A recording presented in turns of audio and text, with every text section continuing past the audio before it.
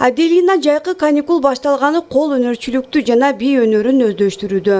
Ал үчүн Жалал-Абад облустук балдар чыгармачылык үйүнө келип илимдерге катышат.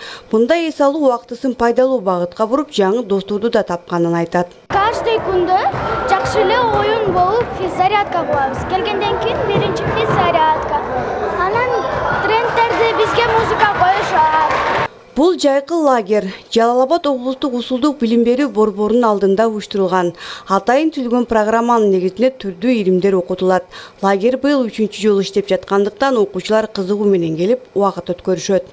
Лагерде биз ушу обедке чейин гана, түшкө чейин гана ойнотобуз.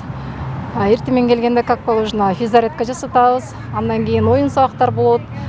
Ушу экскурсияга чыгышат. Дагы ушу музейлерге барышат.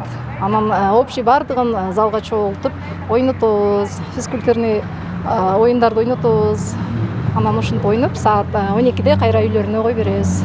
Бир айга созулган бул жайкы лагерге 100дөн ашуун окуучу катышат.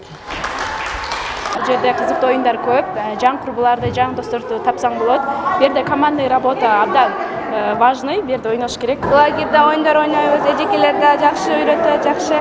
Адистер балдар уюлдук телефон аркылуу интернетке көз каранды болуп, өз ара пикир алышуудан, коомго аралашуудан алыстап, дээрлик кыймылсыз жашоо образына көнүп жатканы учурдун олуттуу маселеси экендигин байма-бай айтып келишет.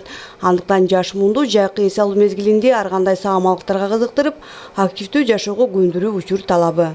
Гүлжина Мөндөгова, Жанузак Нурдавлет уулу, Ала Тоо 24, Жалал-Абад облусу.